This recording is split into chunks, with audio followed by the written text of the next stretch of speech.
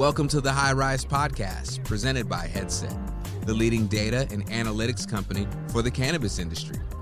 Welcome back to the High Rise, a laid-back, data-back conversation where we talk all things cannabis from U.S. MSOs to Canadian LPs, products and market analysis through the lens of data. My name is Cy Scott with Headset, and I am joined, as always, by Emily Paxia of Poseidon.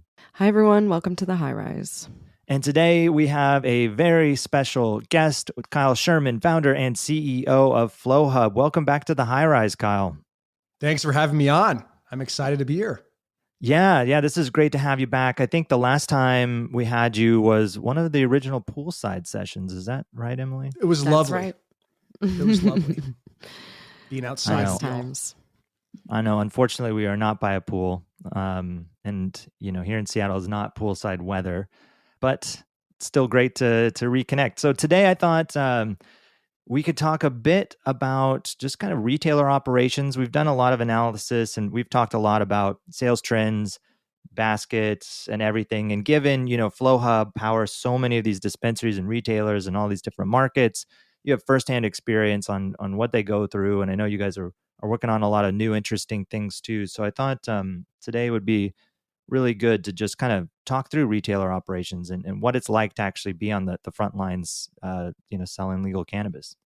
I think it's a phenomenal topic. It's funny thinking back to the early days and how we ended up being so focused on retail. In the early days, we looked at grow, manufacturing, and retail. And obviously medical is very vertically integrated, right? But really felt like if we could focus on one part of the supply chain being retail and that experience consumers have going into their community driven dispensary to go buy flower and other products, that's where we can make the most impact on the industry in the future. So I love talking about retail. This is a perfect show for me right now. I guess where should we start? Maybe we start with baskets. I think one of the things that we've talked about a lot is kind of the decline of top line cannabis sales that have happened in a lot of legacy markets. And we were looking at baskets and basket analytics. So that would be like the transaction, like you walk into a store, you fill your basket and you go check out and that's your basket. And so, when you think about sales, you think about sales declines or gains in sales, it really is basket driven. Like what's in the basket, how many things are in the basket, how many baskets are transacting on an average day, and what are the prices of those items in the basket. I looked at some Headset analytics earlier in Colorado. I know you're in Colorado right now, Kyle, and I know the Flowhub was founded in Colorado, and Colorado being a legacy market, the original market, I thought it'd be interesting to kind of see. Oftentimes you can look at markets like Colorado as kind of where things are going because it's been around for so long, and things obviously change and new formats, new products come around, but it's always interesting to look at a market with so much historical data, so much maturity. So what we're seeing in a market like Colorado is that baskets, I was looking at just a year's worth of sales. So compared to a year ago, baskets are about the same. Like the volume of baskets are about the same on a daily basis. I mean, it fluctuates a little bit and it obviously fluctuates around holidays and things like that. But on average, hasn't grown, significantly or declined significantly. And the items per basket's about the same as well. We see about 2.6 items per basket coming in. Now, the thing that's changed is pricing. The average item price in a basket has gone down, roughly like $1.50 to $2. Just depends on, what day of the week you're looking at. But pricing's gone down. So, one of the things that we would hope is that if pricing's going down, then people are putting more things in the basket, right? Because it's cheaper. Like you walk into a store and maybe you have a sense of, I'm going to spend $40 because I've got 2 20s in my wallet, and that's all I have to spend. And, so much of this, historically has been cash driven. Well, maybe I'll get an extra product and throw it in, right? And keep the basket about the same size. But the items that are going in are the same, but the price is going down. So the dollar of that transaction, the dollar amount is a little smaller. So how do you guys think about this? How do retailers think about it? And I know kind of cash is passe these days. There's all sorts of options now. So maybe, I don't know, any opinion? Like how do we get more things in the basket? How do we drive, bigger basket volume? These are great questions, right? And this is something that we oftentimes advise a lot of our customers about because they're trying to figure out how to optimize and compete. in a market that, prices are compressing and things are changing. So look, I think number one, when you're limited by an ATM, it's like the easiest, lowest hanging fruit, right? If you're limited by an ATM in the front of your dispensary, right? I walk into the dispensary, I take out $60 because that's probably what I want to spend, right? So I get my 320s out. And now I'm completely limited by that transaction amount. I can only spend now $60 with tax and everything. And that's really problematic, right? Because now the bud tender can't upsell me. Maybe there's a special, maybe my partner wants, some gummies or a patch, and I simply can't do it. I can't buy those things because I'm limited by the amount of cash I have. And to your point, the items are shrinking in price a little bit, but it's not so dramatic that it changes this equation a whole lot. And so, one of the most simple ways to increase the amount of money that a consumer spends in a given time is to actually accept other forms of payment. And in cannabis, this is really difficult, right? For years, it's been largely cash only, and actually this is a whole nother topic that maybe we get into here, but there's a rabbit hole of payment vendors. And it seems to be that there's hundreds of them, right? And in reality, we can get into why that might be in a little bit. But at a surface level, having digital payments, some other form of payment other than cash, limited by what you get out of an ATM, is extraordinarily important. And so for the folks that we see do this, implement some form of other payments, they're typically increasing that basket size on an average of about 33%. Now, it's not always 33%, right? This is an average. Like sometimes it's as low as maybe 10 or 12%. Other times it's as high as 60, 70%. It depends if you're in a tourist area. It depends where you're located, your volume, right? There's how you encourage your bud tenders to upsell, how you train, right? All these go into that increase in the basket size itself. But I think like fundamentally, it's accepting other forms of payment besides cash and relying on that ATM machine. I think it's a huge fallacy, right? If you go talk to these dispensaries that go, well, I make a little bit of money on every transaction that I get from my ATM. That really doesn't make up for the delta that you get in the increase in revenue that you could have if you implement a form of digital payment. So these are all things that really matter, but that's probably the easiest way, Sai, to increase the basket size fairly dramatically. I mean, we've seen dispensaries use our integrated payments product and increase revenue by 8-10% a month. I mean, we're talking about millions of dollars of increased revenue a year, just simply by putting a terminal on your counter and accepting a debit card.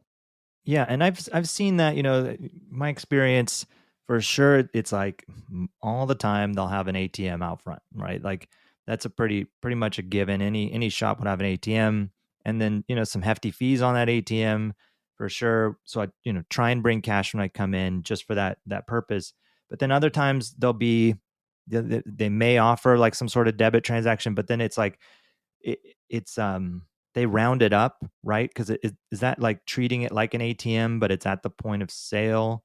Is that the only other option? I mean, it seems like there's like payment providers, a lot of names out there that are doing payment providers. I know you guys integrate with other like payment providers and all that, but like what are the options as a retailer? Is it just ATM up front and like that debit transaction? Because obviously credit cards still aren't a thing.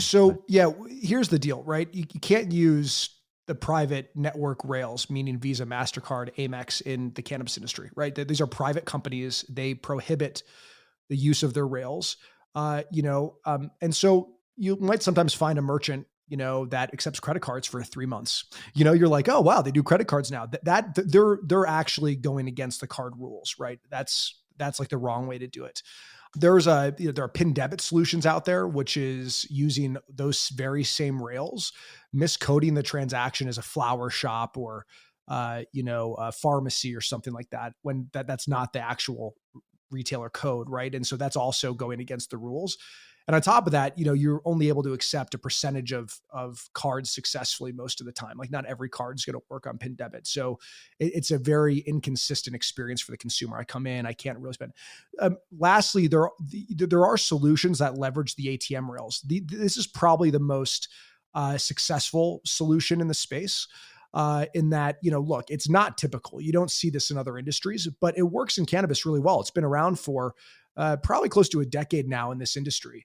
And of course, you get things like that Visa memo that came out, and you get these other, you get credit unions and state-chartered banks that might be concerned with how it works. But there are a couple ways to do this in a very compliant manner.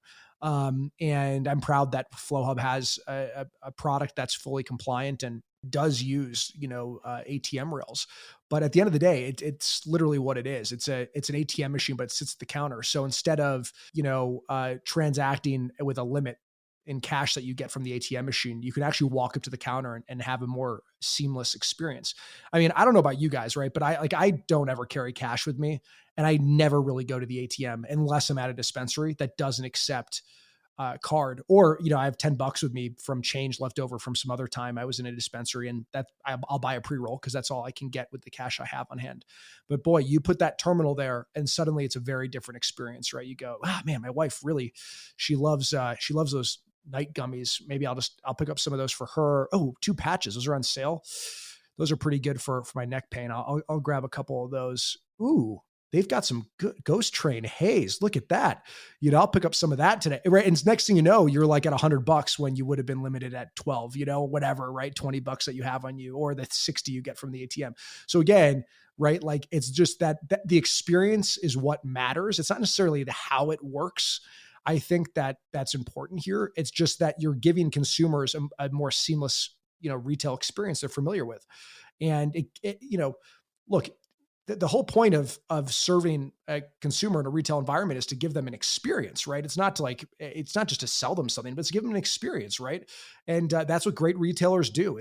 When I go to Target, it's an experience, right? Their app and the discounts and coupons I get, and they're giving me a consumer experience. If you're not devoted to a great consumer experience, then you're going to fail. That is a guarantee. You will be overrun by someone else who cares about that, because consumers are going to go where they get a great experience, where they know the bud tenders personally. Maybe that's the edge, right? This great relationship you develop with your consumers, and maybe it's a small business, so you can get that. In other cases, it might be the loyalty and promotions, and you're in love with the brand. Look at cookies. That's a great example, where you don't know anyone personally from cookies, maybe besides Burner, who's, you're only going to know through social, but you don't know the bud tenders probably at a cookies location. You go there because you want the brand, you want that experience, you want that flower, you want those specific strains. So anyway, I think payments falls right in line with this, right? If you want to deliver a great consumer experience, you've got to offer more than cash today. Or you will die. I mean, it is literally like that. It's pretty clear that retailers who accept other forms of payment provide a better experience and do much better in terms of revenue overall. Yeah, absolutely. And that's a great point about the constraints with cash and how you really think about what you can purchase when, your anecdote about, I can maybe pick up a pre-roll and that's where it stops. One of the things we see is, category baskets, and depending on the category of product that goes in, the basket size is very different. So when you look at a basket on average that contains a pre-roll, it's like the cheapest basket, right? And a lot of times that's dragged down by people that just come in for like a single pre-roll. And so it's kind of skews the averages down. But if they're purchasing higher price point items like beverages, capsules, tinctures, topicals, which are, really small categories, but those baskets are much bigger, like almost double the size of just maybe like your average flower basket.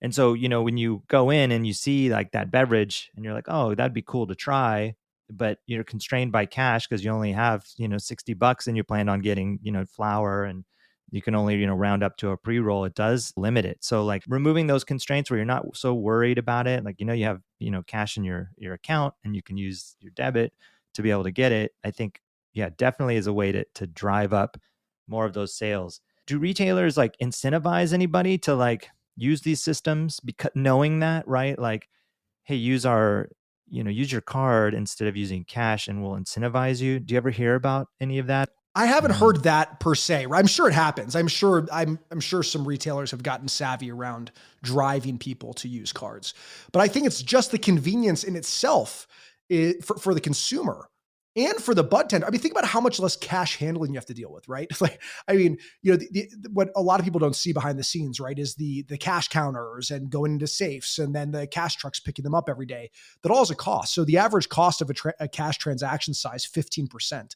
So imagine that. I mean, even just credit card fees and just traditional non-high risk retail, 3 to 4%. Right, of the transaction goes to interchange and the parties involved in the transaction. But I mean, a cash only business with shrinkage, loss, cash handling fees to the bank, you're talking about 15%. So every $100 you think that you're saving money on by not having a bank account or whatever, right? It could be a million different things. You're literally losing about 15% on average of that, right? To all those things I just talked about. So you're really only netting, $85.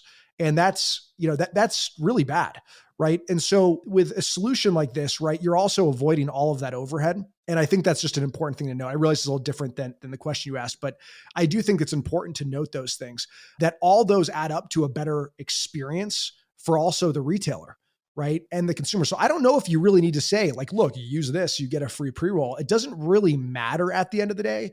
It's the fact that you just allow it to happen. And what we oftentimes see is like a retailer will come on to our integrated payments product, right? And when I say integrated, that just means everything's automatic, like we talked about. There's no manual transactions, meaning as a consumer, I walk up to the bud tender, order 3 pre-rolls or whatever, 3/8, right? I would go to checkout, and then the bud tender is actually manually putting into the terminal in an unintegrated fashion, that same transaction, and messing up. This is like fully integrated, meaning it feels like a normal retail experience. You just dip your card in and you're done, right? That speed and that agility of the transaction is just super enticing for consumers. So we often see that ramp period for the first few months of implementing this where consumers go, oh, wait, I don't have to go to the ATM anymore. This is awesome. This is a much better experience. And so then you see over time that, okay, 10% of their transactions are done on debit, 20%, 30%. We've seen that go as high as 70% in some cases, where it's just the majority of people are paying with debit. And contrary to popular belief, debit is more popular than credit cards in any retail environment. Well, that's actually a good thing considering what I'm seeing on the credit card debt. Absolutely going parabolic in this country while savings are going down. But anyway, that's a sidebar. I think what you're hitting on is a really important piece, because cannabis has been a product category where people get in the doors, and we've seen tremendous traction in the doors, excellent basket sizes, growth over these years, in spite of all of the friction at the point of sale to get that transaction finalized. In every other retail environment, when I used to do consulting for companies like Luxottica or Ralph Lauren or PepsiCo or anybody, or an American Express, the whole thing is to remove friction to the final sale, right? And this whole step, this side step of having to get cash out, or even doing it at the register, like, okay, do you want to do a debit? And we're going to give you $1, we're going to round up, blah, blah, blah.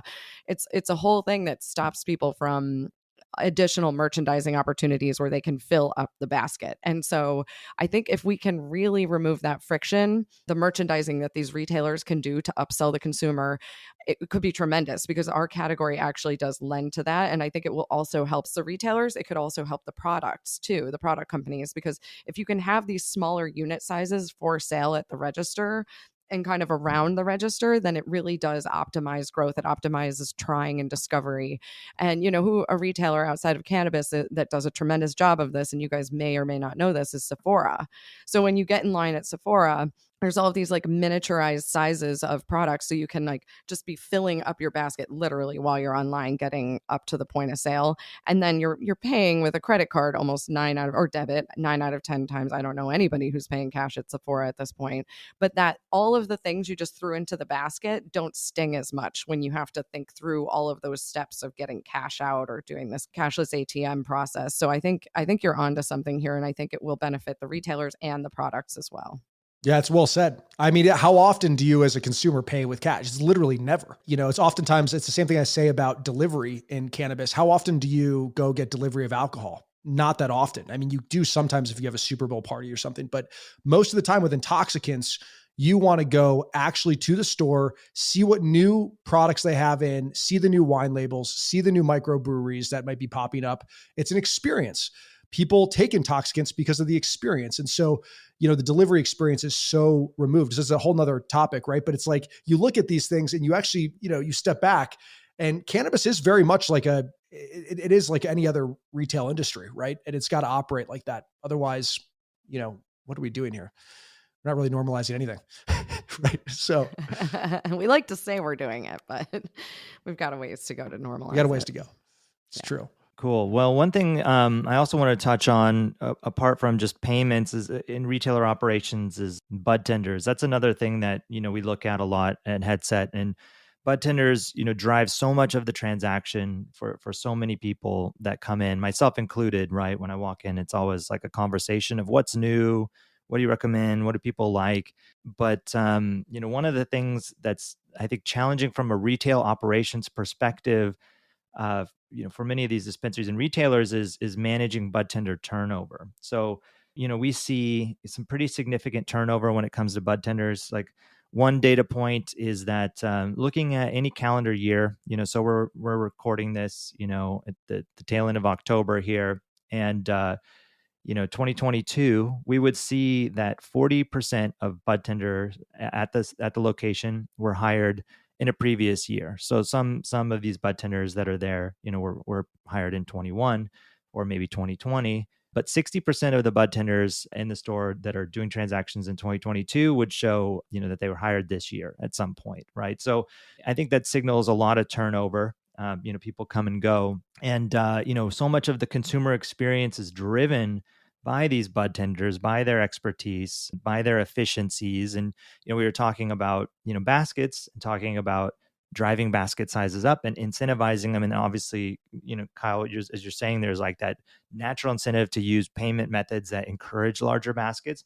But the bud tenders have so much power in upselling, right, and cross-selling. So when they see something coming in from one category, they say, well, have you tried this product in this category? That might be a bit more of a premium price point, and that can help with margins. Or cross-selling, when you're buying that flower, well, have you tried this strain? You can buy a pre-roll of that strain to give it a shot without having to commit to buying 3.5 grams or whatever it may be. And so the bud tender experience, I mean, is so important as from an operational perspective for retailers. How Flowhub, I know you've been working on Flowhub for, has it been 7 years since you 8 years 8 years, right? And I'm sure it's gone through a lot of iterations from that first version of what the bud tenders were using, but like tooling and software, so even beyond like knowing, being an expert on the product that the bud tenders, generally need to be for the consumers as best they can, right? They can't be experts on everything, but when the consumers come in and say, hey, I need some help with something, but then, using like tooling and systems and being efficient. Like when we look at stores in these emerging markets, or we look at stores during holidays where you have like crazy volume, right, of people coming in and like transacting, lines out the door, when New Jersey comes online and so on. Like I would imagine bud tender efficiency and like getting people through and getting them through that system is important. Is that something that you guys think about, like from a UI perspective? Is it optimized, or is it about the same as it was 8 years ago when you first launched it? No, it's a good question. I mean, look, you're spot on, right? The idea is you need to have consumers spend as much as they can while they're in the store, give them a great experience, right? But optimize how much they're spending and make it fast and seamless so they come back again and know they don't have to wait a long time. One thing that we've cared a lot about since the earliest days is your wait time. And it's something that we've always exposed back to users because of our NUG, with our Greet app that checks IDs and it's fully integrated. Not every point of sale has this. In fact, most don't. They have an unintegrated ID checking system.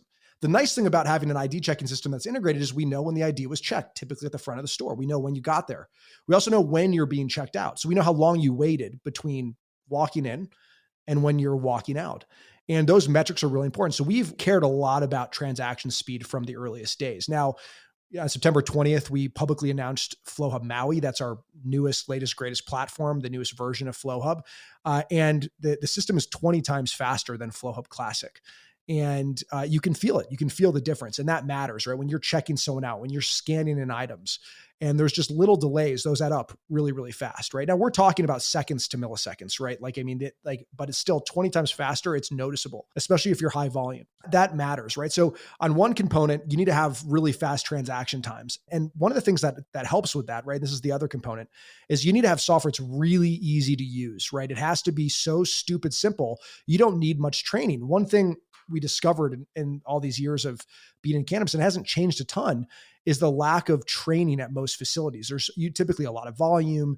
They do some training, right? But it's not that much training. And if you have to work for the software instead of the software working for you, that becomes a real issue, right? And you're fighting with the software while you're under the stress of having 5 people waiting in line to come talk to you. And so having software that's incredibly simple to use is really important. And I think we shine there better than any other provider in our market today. Is that, we hear this all the time. Your software just doesn't need training. It's like you just kind of can use it. And we pride ourselves in that. We spent a lot of time and money researching, user testing, trying to build flows that are easy to use. And it's not just for bud tenders, right? It's for the folks in the back room doing discrepancy reporting back into metric. It's for folks that are, moving products from your vault into your sales floor. We have a tool for that, right? Our Flowhub stash app that runs on your phone or on the Nug device. And you can literally run products around your shop instantly. And so all these little things matter, and they add up to, again, it all comes back to consumer experience, right? A more seamless consumer experience. If you have more relaxed bud tenders because they aren't fighting with the tech, they're going to give a better consumer experience. They're going to upsell more. They're going to sell more.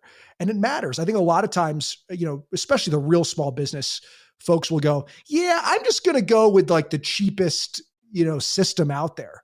Well, you're going to pay for that. I mean, it might be cheap on the surface, but you're going to spend a lot more money from operational inefficiencies, from the lack of ease of use, missing functionality that could help you create a better experience, that you end up in a world of hurt far worse than you would have been in if you just paid a proper amount of money for good software, right? And so it's like, what are you optimizing for? The core of your business or the fringe? If you're optimizing for the fringe, you're going to lose. This is extremely competitive. We've got 280E, right? We're still dealing with federal headwinds. You've got to be super efficient. And so if you're a really small business, right? If you're a small business doing less than 3 million a year in revenue at a single shop, that I'd consider that pretty small business in cannabis. If you're doing 100 grand a year, right? You really have some stuff to figure out. You're probably in the wrong location, don't have the right parking. But if you're doing 3 million a year and under, typically you're doing okay, but you could probably do much better than you are. You can optimize that to get to 5 million. You can take customers away from folks that are down the street offering a worse customer experience. It's all about optimization of your environment. And that's, and the software plays a huge role in that. And I think people really underestimate it. They go, well, everyone's the same, right? I mean, it's all the same software. And it's like, not at all, actually. It's very, very different. And it's not about, trying to force software to do something that you think is special and unique. It's about working with the software and partnering to use it in its full force. There's a reason that we've done certain things. It's all based on research, right? Your one small dispensary doesn't have the same information we have, which is across many states. It's across, like you see Cy Headset, the trends and all these things. If you do things a certain way, you'll make more money. And for us, that's the struggle always with a business, is like helping them understand that while they might want to do some really funky, unique thing, we've probably seen it before. And there's probably a reason that we're not going to support that, because it doesn't actually work and move the needle. Right. And so it's just, I think it really, again, it all comes down to that consumer experience, and everything should be really, really simple. Simplicity is key. That's why I like, to be honest with you, like in the town I live in here in Colorado, we've got 4 or 5 dispensaries here. One of my favorite dispensaries in town, they do 0 specials. They don't do any discounting, 0, none. The price is the price is the price. Doesn't matter if you're local, if you're an out-of-towner, but what they do a damn good job at is the consumer experience, so much so that I'd rather spend a little bit more money going there. There's no lines, right? I mean, they move people in and out really fast. They always have fire products, and it's simple. It's so simple. I don't have to think about it as a consumer. Meanwhile, the other dispensaries in town are fighting over who has the lowest price of flower on Wednesdays or whatever, or Fridays, right? And it's like, come on, that's just a race to the bottom. Provide a great experience. People will come and pay a premium to be there. That's why brands like Abercrombie did so well back in there. I'm not going to get into the social aspect of that, but I'm just saying, right? I think I know there's a lot to unpack there, but I'm just saying, as a brand, they were able to charge more for a t-shirt than a brand down the street, because you got this experience, and maybe were no discounts, but you went there for that experience. That's what I do in my town here. So yeah, that's an amazing anecdote to hear about a store like that, because it's so rare. And like when we talk about the pricing and the price pressure and the baskets at the beginning of the discussion here, a lot of that is driven by kind of they just don't have the power to be able to do that, right? Like, it's hard for a brand to stand out and to build that loyalty for a variety of reasons. And a retailer that's, in a competitive space, they're not the only retailer. If they've got three others around them there to be able to say, no, we're not going to discount because our experience is that much better that you're going to come in anyways, and our selection is that much better. I don't know. It gives me some hope. It gives me some hope for the future because, you see a lot of that same behavior of just driving pricing down, discounting, because the consumers don't know.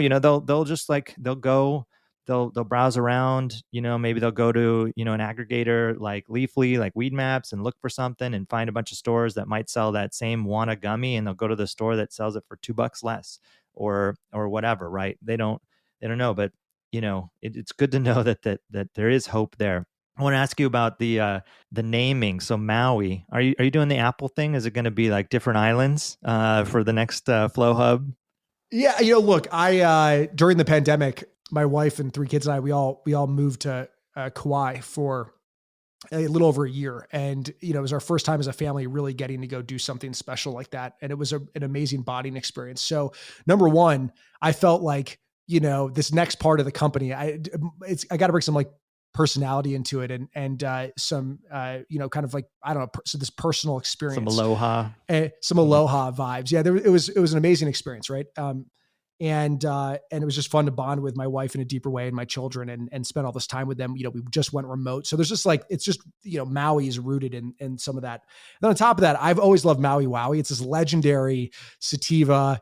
I love the high of a Maui Wowie. And there's some amazing landrace strains on the islands. And yeah, I don't know. There was just something about it that felt really fresh. And I was like, I felt this like calling to call it something different. Also, it's a nice differentiator, right? Because if you think about branding, right, in this market, right, you have to stand out. And if we were calling the newest version of Flowhub that we spent all this money rebuilding from scratch and implementing, the latest, greatest features and technologies, and if we just called it Flowhub again, like, well, what's the difference? I Flowhub Classic, there's no difference, right?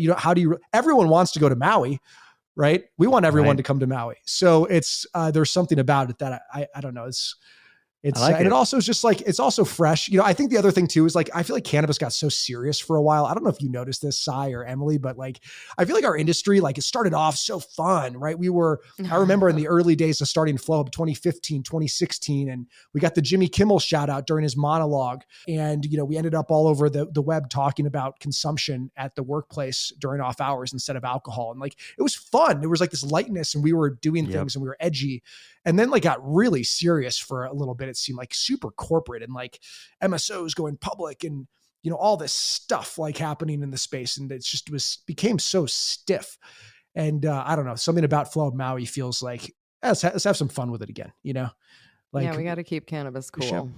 Cannabis should be cool. This is chill what we're doing. I mean, we're providing medicine to patients and, relaxing evenings to couples. And like, I don't know, like that, like why is this industry so serious? Sometimes it's like, it's so much fun. Yeah. We're trying to do our part. Keep it kind of interesting still, for sure. Right. We got to keep it interesting. Doesn't have to be corporatized too much. Well, speaking of keeping things interesting, one of the things we talked about last week on the pod was about the Headset did a trends report about holiday shopping around cannabis. And I was cracking up that I was like, oh, July 4th, that's 420 is the biggest, obviously. Oh, yeah, the high I don't holiday, know why I was like thinking. Oh, you're thinking July 4th? Well, because we were talking, it's a long story, but I wasn't thinking about literal cannabis holidays, but it sounded like a real blonde moment, if I'm honest. And I'll take that one. This is where you got to go. Roll the clip. Yeah, right. Roll the clip. Well, because the whole context of the report is we're going into the holidays here with Thanksgiving and Christmas, and we're talking about ranking of days. And I had asked, like, what do you think the number one day is? So I kind of already had that frame of, well, you're thinking holidays. Is it Thanksgiving? Is it Christmas? Is it 4th of July? Is it? But it's like, it was a trick question. Okay. So don't feel too bad about it.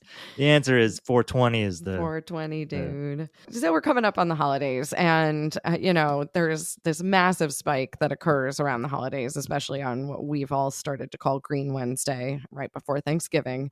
And, I'm thinking about retail optimization, especially for me as an investor. I'm always thinking about how do we help our investment, which is the retailers and the product companies, to have the most success during these days. And Headset has all this data, I'm sure you do too, Kyle, from your points of sale around, the spikes in terms of the hours of the day when it's the most engaging. And I know you also have some bud tender data to show which bud tenders are, selling through the most, or kind of driving revenue to the doors, which is interesting because they are the sales representatives of the industry at this point. So what advice do you have for retailers, or what do you think about in terms of how you support your retailers as they're going into these higher volume days? Because we were just talking about, some of these stores in New Jersey that are doing these very, very high revenue numbers and high turn of people through the doors.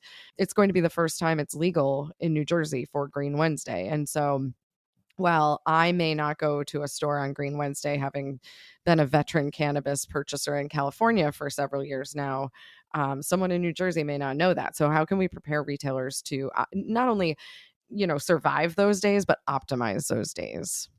It's a good question. I think number one, why is there Green Wednesday? It's probably everyone wants to get a little high before Thanksgiving. They have to be with family, right? It's a big travel day. So maybe that's why it's around.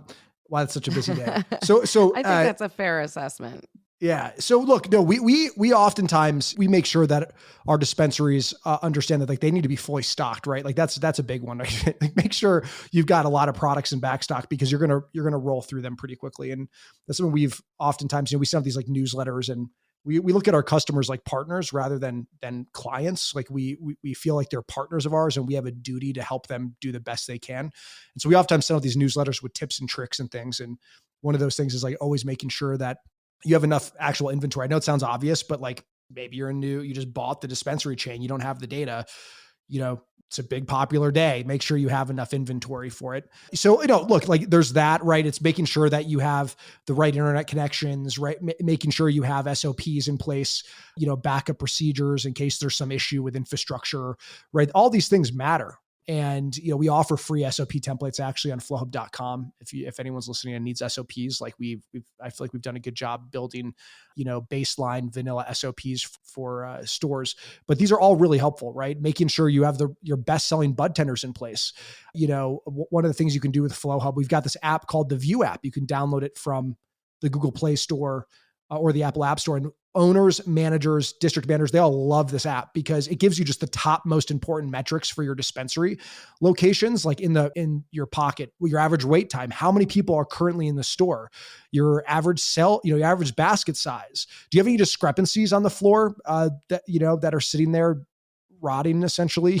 Like who are your best selling bud tenders, top selling products, top selling suppliers? Just really nice high level metrics, not like what you get with Headset, right? But just really high level metrics. And what's great about that is you can say, oh man, Brittany's really good at selling cannabis. Constantly she has the largest volume out of any of our bud tenders. Let's make sure she's around on Green Wednesday. It's about staffing appropriately as well. And I think that's just important to note. So like you can use all this data in amazing ways. What are your busiest hours? Make sure Brittany's just there from 2 to 5, right? You're going to see a spike. You can look at your data in Flowhub and know your busiest times a day throughout the week. Make sure you're staffing during that time in particular, not just the entire day, right? So it's just being really smart with the data. I think there's always actually a way to make the data even more accessible and action oriented. And, we want to get better at that. I think you guys do a great job at Headset of making data more actionable, but, I think all those things add up to making for successful holidays in cannabis. We get prepped too, by the way. We make sure that, that our services are, operational, and that our systems are scaled appropriately. With Flowhub Maui, it's pretty cool because of the way we built this elasticity into the stack. Our old stack had elasticity in it, meaning it could scale kind of indefinitely, but the new version's just better. And it's in many different ways architecturally. So just the elasticity of it is helpful, right? So as more people come in, the system auto scales to fit that demand, and then we'll shrink back down when that demand lessens, all automatically, which is pretty cool. So all those really things matter on our end too, though. It's not just the retailers, it's the partners too need to be prepared. Yeah. And I think that's a really great point because it's not just set it and forget it. Like we are truly, your companies, both of you are truly supporting these retailers and product companies as they're trying to maximize their revenues throughout the year and especially on these peak days. So Well, Kyle, thank you so much for coming by. It's exciting to hear about new technology that's hitting the market. And I think it's really good timing as we're unlocking more markets, opening more stores, and trying to really understand how to reach even more consumers and make the experience better for everybody. I couldn't agree with you more about the discounting spiral and how we have to really think about how do we level up our game as an industry. And so it sounds like Flowhub Maui is on track to do it, and the point of banking solutions are going to help the customers to have a more frictionless experience at the point of sale. And so thank you for coming by today. And I'm sure we'll be seeing you in Vegas at MJ Biz. Thanks for having me on. This was fun. Thanks, Kyle. Awesome. Yeah, let's do it again. Thanks for listening to the High Rise Podcast, presented by Headset. For more information on Headset, visit headset.io.